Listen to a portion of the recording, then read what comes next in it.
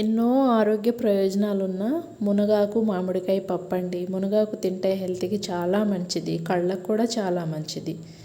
ఈ మునగాకు కోసం మా పెరట్లోనే ఫ్రెష్గా ఉండే ఆకులైతే కోసుకున్నానండి. నేను ఒక్కొక్క రెమ్మ చక్కగా కొమ్మలు విరగకుండా తుంచుకున్నాను.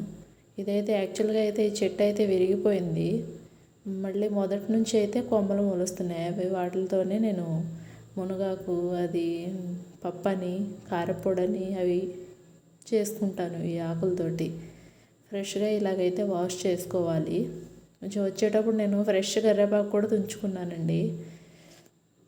ఇలా గుంజి అదే మునగాకునైతే వాష్ చేసుకుంటే చాలా బాగుంటుందండి. మన పెరట్లో అదే కదా, అంత డస్ట్ లేదు, దుమ్ము లేదు, ఏమి లేదు, ఫ్రెష్గా ఉంది.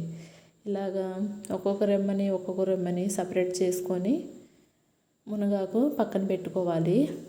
మా చెట్టు మామిడికాయలండి, ఒక 2 కోసుకొచ్చాను.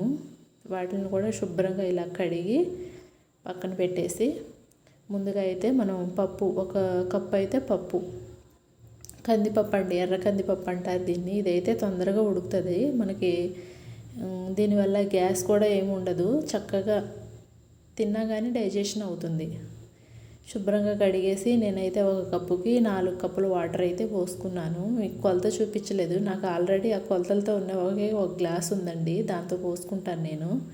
ఈ పప్పు కోసం ఒక 4 టమాటాలు, పచ్చిమిరపకాయలు, కొంచెం ఉల్లిపాయ కూడా, ఒక చిన్న సైజు ఉల్లిపాయ, ఇవన్నీ వాష్ చేసుకొని కట్ చేసుకొని పక్కనైతే పెట్టేద్దాం. పప్పు ఉడికింది కదా, ఆ పప్పులో కూడా వేసేస్తున్నాను నేను. పప్పులోకి వేసేసాక మనం ఇందాక శుభ్రం చేసుకున్న మునగాకును కూడా వేసుకొని ఒక 1/2 స్పూన్ పసుపు, 2 స్పూన్ల కారం, ఒక 2 స్పూన్ల ఉప్పు వేసి మూత అయితే పెట్టేద్దాం. మూత పెట్టేశాక 15 మినిట్స్ తర్వాత తీసి చూద్దామండి. పప్పు అయితే మొత్తం ఉడికింది చక్కగా. అడుగు అంటుతుందేమో అని ఒకసారి అటు ఇటు తిప్పి చూశాను. అడుగు బాగానే ఉందండి, అంటలేదు. ఇప్పుడైతే పప్పు గుత్తితో స్మాష్ చేసుకుంటే పప్పుని చక్కగా స్మాష్ అవుతుందండి. పప్పు పలుకుల్లాగా ఏం లేకుండా ఇలాగ మెత్తగా అయిపోతుంది. ఈ మెత్తగా అయిపోయిన తర్వాత దీన్ని అయితే పక్కన పెట్టేసి పోపు అయితే రెడీ చేసుకుందాం. కొంచెం ఆయిల్ అయితే వేసి ఆ ఆయిల్లో కొంచెం జీలకర్ర, వెల్లుల్లి రెమ్మలండి, ఒక 4-3 కానీ వెల్లుల్లి రెమ్మలు ఇలా కచ్చపచ్చగా వేసి అందులో వేసేయాలి.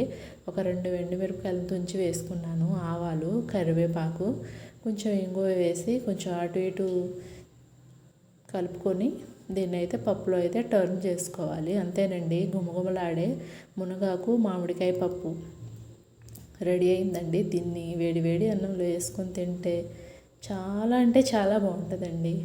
అసలు టేస్ట్ అయితే సూపర్గా ఉంది ఆ రోజైతే. Thank you friends, please subscribe, watch this.